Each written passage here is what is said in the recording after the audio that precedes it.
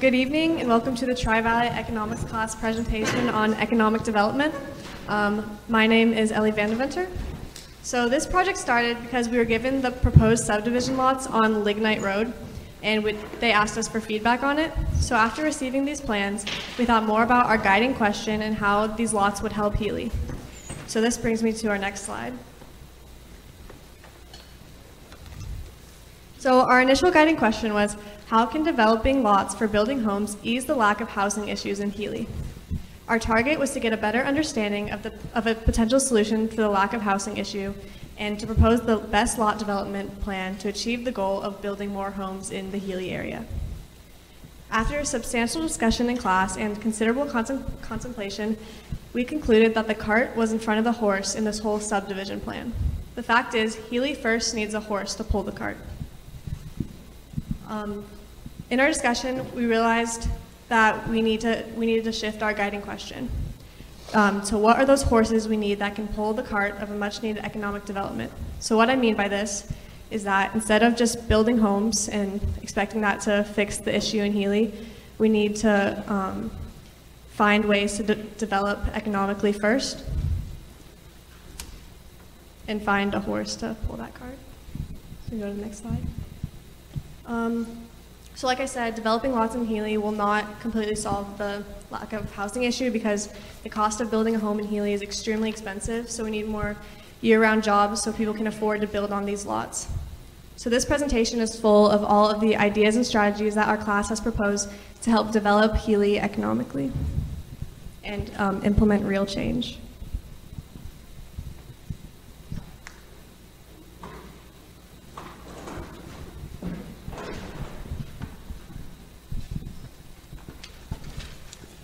Hello, everyone. I'm Michael Renshaw. I'm Matthew Bohannon.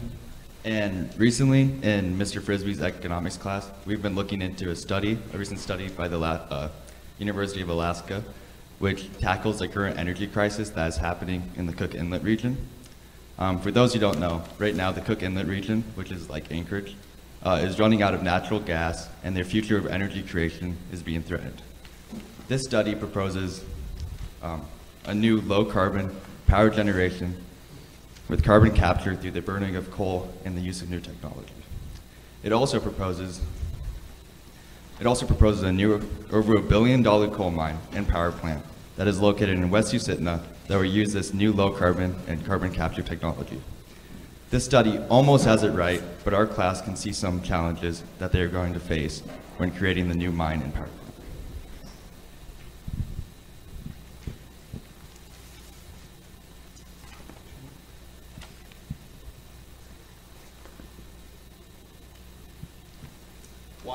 Why coal and why Healy? Since the early 1900s, Healy has been mining coal. If Alaska wants to expand coal energy, why not do it here? For Alaska, coal is the cheapest energy option, coming in at $3.50 per MMBTU. Or, in other words, $3.50 for every 1 million British thermal units. With new technologies, coal basically has no emissions. Abated coal produces less than 100 tons of coal, which is a lot less than any other feasible energy source in Alaska. As you can see, it is also like really low on the list compared to wind energy, solar isn't on there, and natural gas, and the old coal plants which were not abated or had any filters for CO2 or anything that might harm the environment.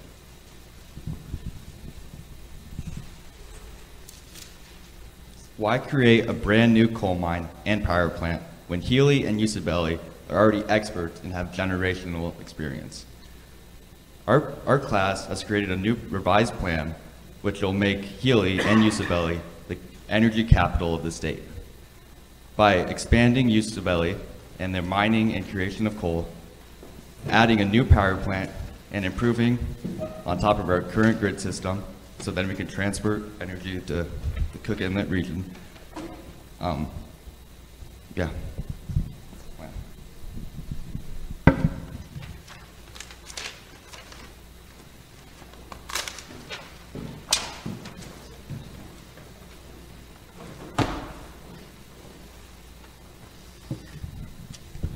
Hello everyone, I am Savannah Wolf, and here we have Addie and Wyatt Lucas. So as we know, Usabelli coal is clean and it's cheap. We keep the emissions and the waste low, and because it's only 0.1% sulfur and it has 2/3 less of mercury than other coals on the Pacific Rim, we don't really have to worry much about having a lot of waste or emissions.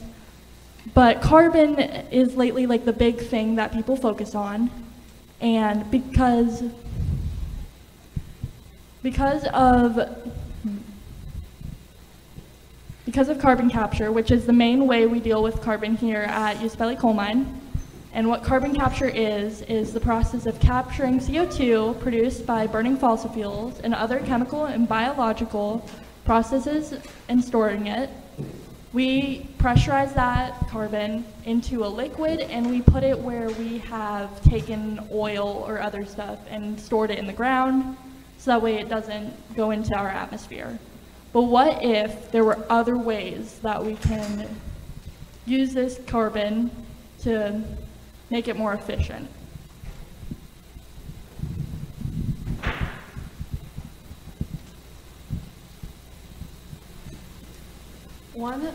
One of the other ways that we could deal with our excess carbon through carbon capture would potentially be through a system of large year-round greenhouses centralized here in Healy and around the power plant and coal mine. Because these power plants, they create excess heat, which is pumped back into the river or out the coal stacks. So instead of pumping it into the environment again and warming it, we could instead use them to heat our greenhouses and use water from the river to water them, thus making a cycle where we are using all of the parts of using the coal, including the carbon, because plants love carbon a lot and it helps them grow. So if we were able to create an environment where we can easily grow plants, then we are using the coal. Then also when coal is burned, it creates types of ash, really clumpy ash and really fine ash. We could use that fine ash to be an enhancer for nutrients in the greenhouse, as it is really high in nutrients that plants would like. Then we can also use fine ash for adamants and cements for stuff like bonding.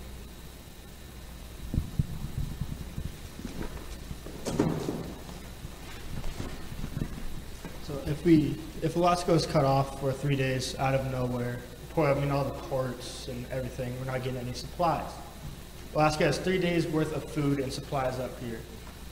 And if those 3 days are gone, we'll be without food. So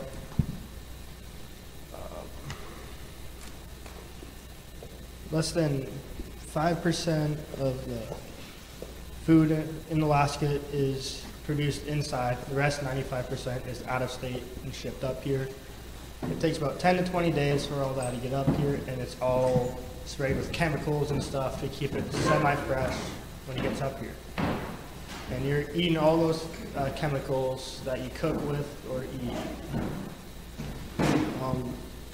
In Alaska, greenhouse operations would provide local source fresh produce and replace produce grown elsewhere.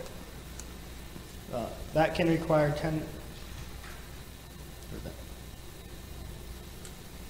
we could also send supplies. So if we do get a greenhouse, and if we're in a perfect spot, we can, with the road system, we can send all those supplies and produce throughout Alaska to the villages around here and throughout Alaska. Alaska is also located to compete against North Asian markets, allowing another vital export to be formed. The Alaskan Governor Dunleavy created a task force to proactively pursue measures and increase incentives for increasing in state food, the production and external proactivity. They are looking for solutions. We have the solutions. Alaska needs to become a self-sustainable state. If we don't, we'll be kind of screwed.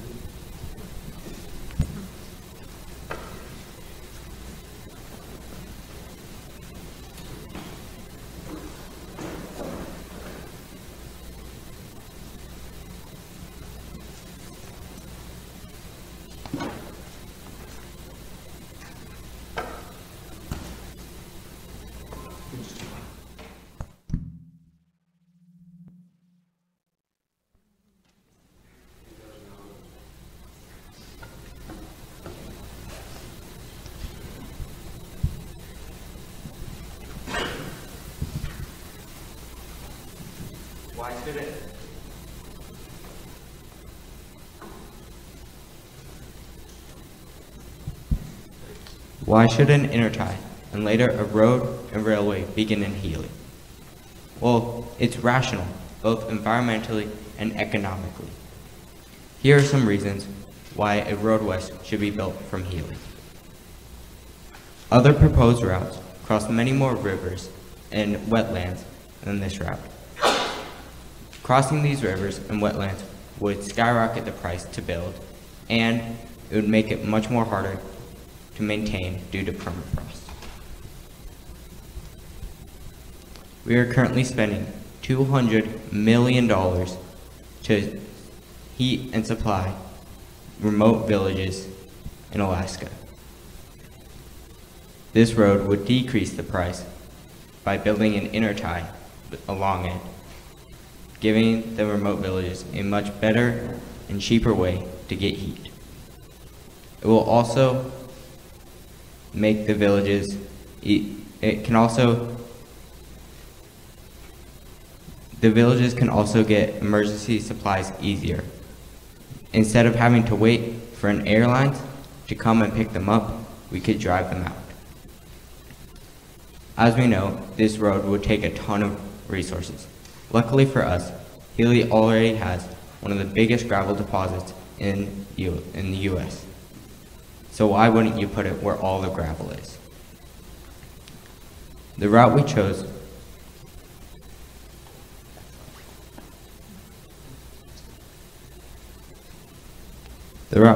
would start just north of Healy, go west, and then follow the highlands down to the southwest. This route would bring in a ton of tourists, having it go right by the Kuskokwim Mountains. This would also take time off of travel for container ships by landing in a closer port and unloading there.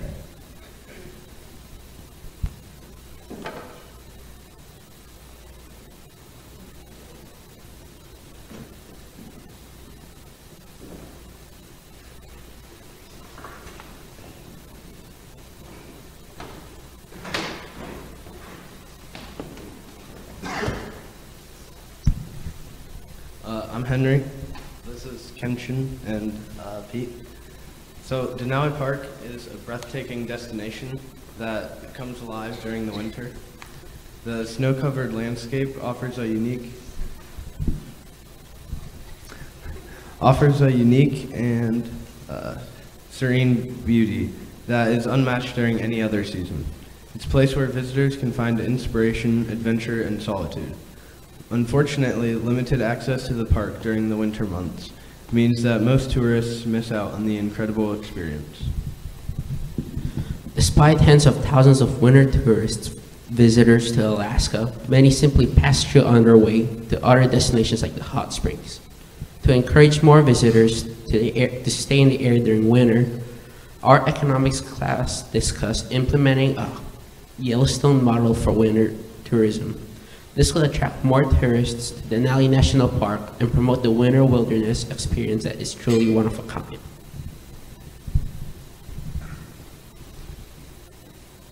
Okay, so what the Yellowstone model basically kind of boils down to is, as things stand in the park right now, it would kind of remain the same. The park road would be closed, and like normal vehicles wouldn't be able to go past whatever the mile marker is. I think it's like mile marker 3 or something like that.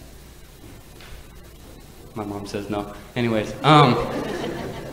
so what it would do though is it would open up travel to snow travel. So you'd be able to take out like snow machines and like dog sledding and maybe even like fat truck tours out there. All this would be able to do is just kind of give tourists a little bit more incentive to not pass straight through Healy as a gas station stop during winter. In terms of Yellowstone, they get about, what was it? It was, these numbers are going to be a bit rough, but 50,000, around 50,000 every winter season visitors. So that's not many, especially compared to their normal, like something near 1 million visitors in the summertime. But Denali in 2020 had a total of around 50,000 visitors, and that's only in the summer season. So, though that's not tons of money, if you added that plus what we'd be making in the summertime, we figured that it'd be worth the jump through the hoops of the federal government to be able to kind of eke out a little bit more tourist funding for Healy in general.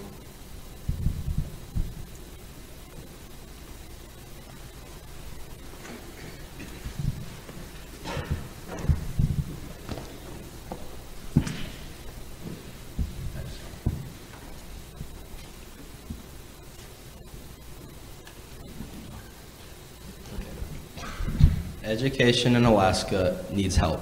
It's no secret that Alaska is not up to the rest of the lower 48 when it comes to education. Tri-Valley School can be the lighthouse on the hill for education, leading the state in a new direction by offering career and technical education as an option alongside a traditional high school diploma. CTE could provide workers for local jobs and careers. The tourism industry, Denali National Park, Golden Valley Electric Association, Clear Air Force Base, Princess, and Usabelli are all some local businesses that need skilled employees that the CTE could provide.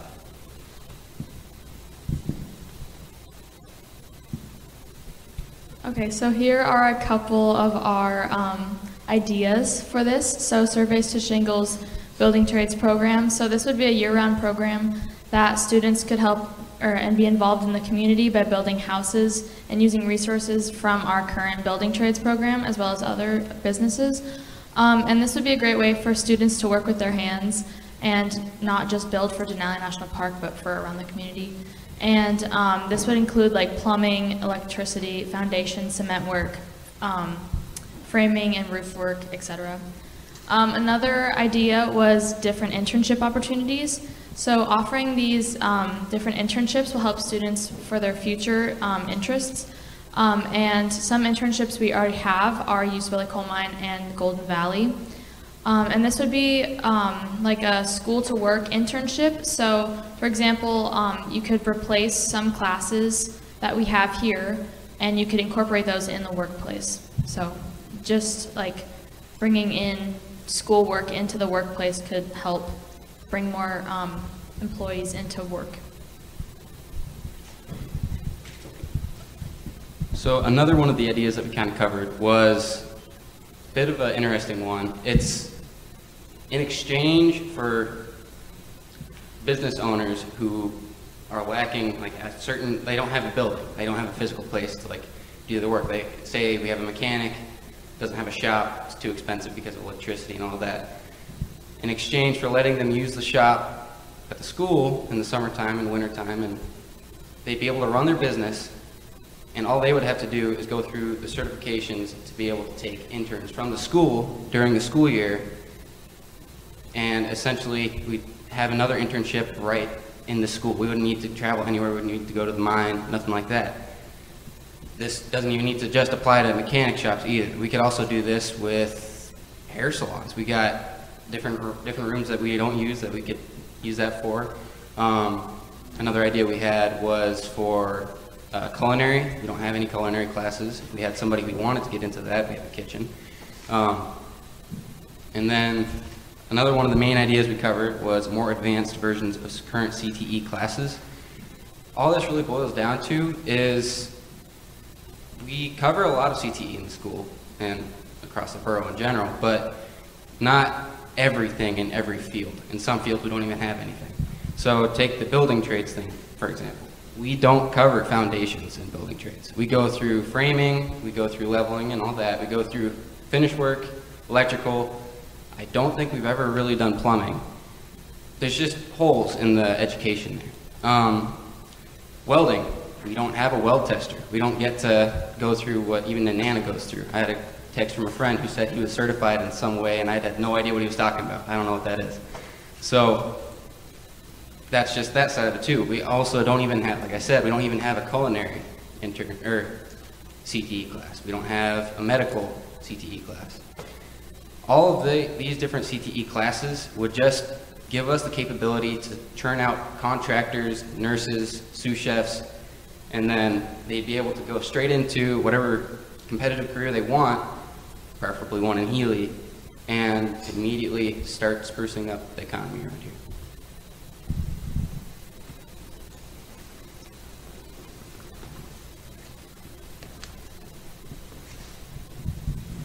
Hi, I'm Harper Townsend, and I'm going to talk about why we should have a regional airport in Healy. So there's been recent conversations in the borough about the possibility of building an international airport within the surrounding areas of this town. These are some of the economic benefits that would come with it. It would make travel to Fairbanks and Anchorage more efficient for tourism, which Healy desperately needs more money from this industry.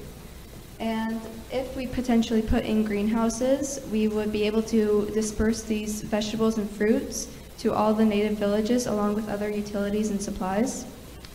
It would provide jobs, which would hopefully bring families into Healy, which would then fill the houses we hope to be building soon.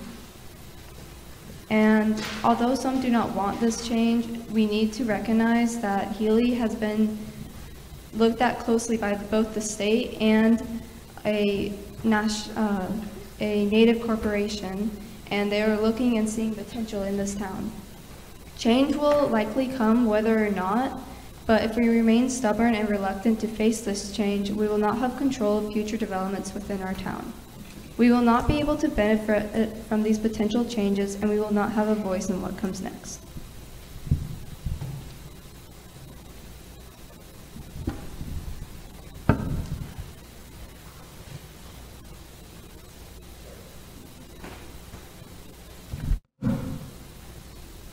Preservation. We did discuss why preservation in Healy would be important.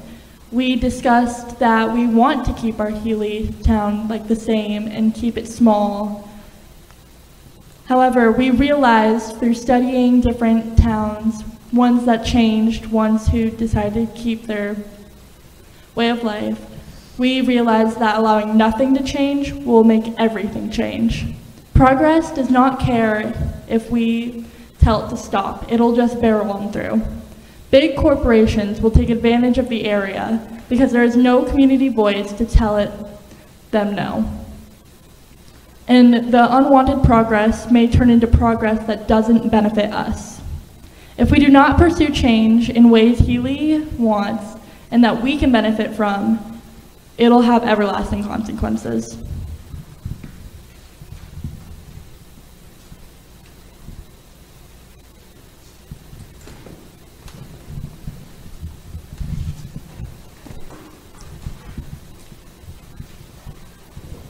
My name's Kenny Larson. And I'm Jack Wallen. Tiny community or thriving small town? We understand that the economic development in Healy cannot happen without a group of individuals lobbying for it. Here's our dilemma. The Denali Borough must represent the entire borough, not just Healy. The borough consists of many other small communities that have wants and needs just like ours. Economic development efforts by the borough must be spread out throughout the borough in an equitable manner and not just focused on Healy. This makes it very hard for our community to grow because all resources of the borough must be spread throughout the borough, not focused on any one small community. Denali Borough Authority is limited by its charter to managing its land, funding education, and solid waste management. The borough doesn't have the power to do these big economic development plans in any community of the borough.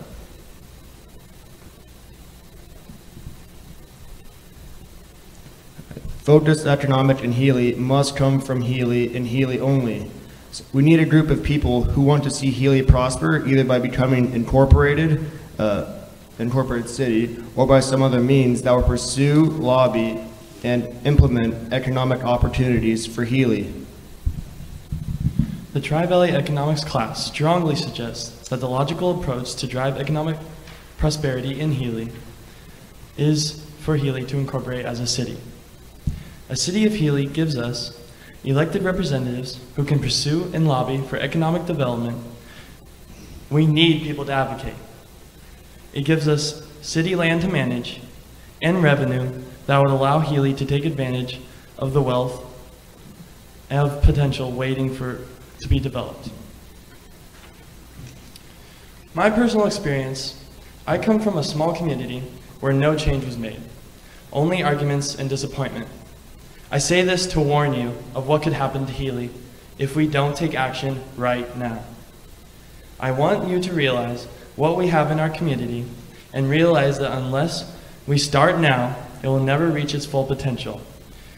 Will Healy always just talk about a recreation center, sidewalks, or even road maintenance? Or will we take action?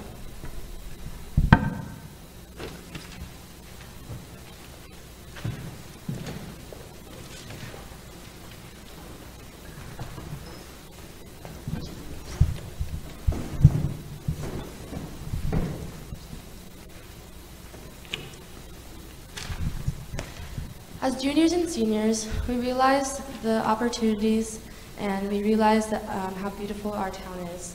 And we all love our town, our community, even though our Alaska community is quite beautiful, there are many important things that it lacks, like a diverse community and opportunities.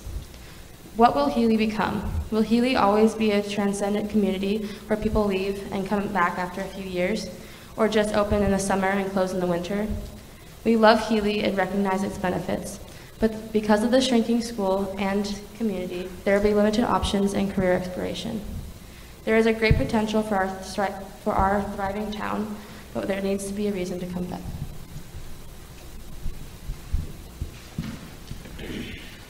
So, how can economic development lead to homes being built? With such a demand for more housing, how many new homes have been built in Healy? Answer, very few. This does not fit supply and demand logic.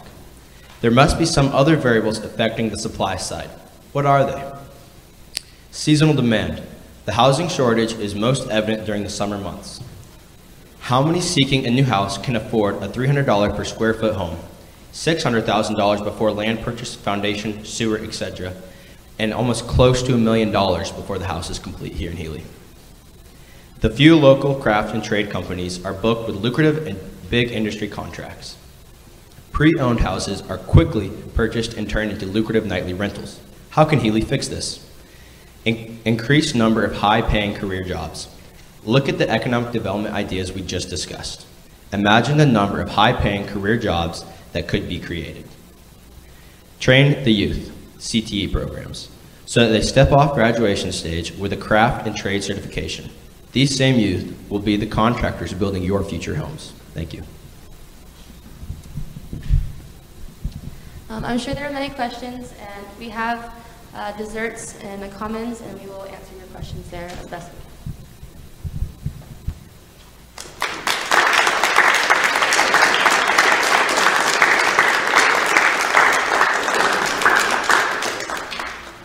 Thanks. These guys will be happy to answer questions. Please head on down the hallway. And if you would like to, please put your survey in the box there.